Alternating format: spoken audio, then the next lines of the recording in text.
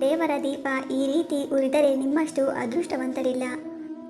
ದೇವರನ್ನು ಪೂಜಿಸುವ ಸಮಯದಲ್ಲಿ ನಾವು ಆರತಿ, ಅಲಂಕಾರ, ಅರ್ಚನೆ ಎಲ್ಲವನ್ನು ವಿಧಿವಿಧಾನಗಳಂತೆ ಮಾಡುತ್ತೇವೆ. ಈ ಸಮಯದಲ್ಲಿ ನಾವು ದೇವರಿಗೆ ದೀಪವನ್ನು ಬೆಳಗುತ್ತೇವೆ. ದೇವರಿಗೆ ಹಚ್ಚಿದ ದೀಪವು ನಮಗೆ ಕೆಲವೊಂದು ಸೂಚನೆಗಳ ಮೂಲಕ ಅದೃಷ್ಟ ಪಡೆಯುವಿರಿ ಇಲ್ಲವೇ ಎಂಬುದನ್ನು ಹೇಳುತ್ತೆ. ದೇವರಿಗೆ ತುಪ್ಪದ ದೀಪ ಹಚ್ಚುವುದರ ಪ್ರಯೋಜನಗಳು. ಪೂಜೆಯ ಸಮಯದಲ್ಲಿ ತುಪ್ಪದ ದೀಪವನ್ನು ದೇವರಿಗೆ ಹಚ್ಚುವುದನ್ನು ಸಹ ಮುಖ್ಯವೆಂದು ಹೇಳಲಾಗುತ್ತದೆ. ಪೂಜೆಯ ಸಮಯದಲ್ಲಿ ತುಳಸಿ ಗಿಡದ ಬಳಿ ತುಪ್ಪದ ದೀಪವನ್ನು ಹಚ್ಚಿದರೆ ಅದು ನಕಾರಾತ್ಮಕ ಶಕ್ತಿ ಮತ್ತು ವಾಸ್ತು ದೋಷಗಳನ್ನು ತೊಡೆದುಹಾಕುತ್ತದೆ ಹಾಗೂ ಮನೆಯಲ್ಲಿ ಸಂತೋಷ ಮತ್ತು ಶಾಂತಿಯ ವಾತಾವರಣವನ್ನು ಕಾಪಾಡುತ್ತದೆ.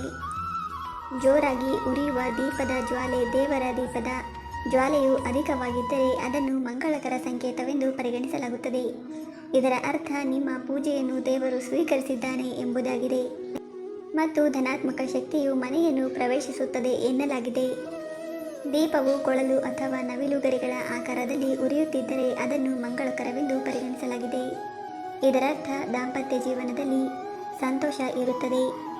ಈ ಎರಡು ವಿಷಯಗಳನ್ನು ಭಗವಾನ್ ಶ್ರೀಕೃಷ್ಣನಿಗೆ ಪ್ರಿಯವೆಂದು ಪರಿಗಣಿಸಲಾಗಿದೆ. ದೀಪ ಬೆಳಗಿದ ನಂತರ ಹೂವಿನ ಆಕಾರವು ರೂಪುಗೊಂಡರೆ ಅದು ನೀವು ಪೂಜಿಸುತ್ತಿರುವ ದೇವರು ಎಂದು ಅರ್ಥ. ನೀವು ದೇವರಲ್ಲಿ ಪ್ರಾರ್ಥಿಸಿಕೊಂಡ ನಿವೇದನೆಯು ದೇವರನ್ನು ತಲುಪಿದೆ ಮತ್ತು ನೀವು ಪೂಜೆಯ ಸಂಪೂರ್ಣ ಫಲಿತಾಂಶವನ್ನು ಪಡೆಯುತ್ತೀರಿ. ಅಲ್ಲದೆ ಜೀವನದಲ್ಲಿ ಕೆಲವು ಒಳ್ಳೆಯ ಸುದ್ದಿಗಳು ಸಿಗಲಿವೆ ಎಂಬುದಾಗಿದೆ.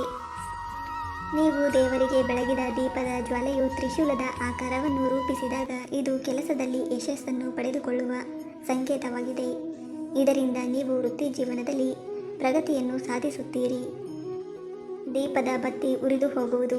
ದೇವರಿಗೆ ದೀಪವನ್ನು ಬೆಳಗಿದಾಗ ದೀಪದಲ್ಲಿನ ಸಂಪೂರ್ಣ ಬತ್ತಿಯು ಉರಿದು ಹೋದರೆ ಅದನ್ನು ಮಂಗಳಕರವೆಂದು ಪರಿಗಣಿಸಲಾಗುತ್ತದೆ.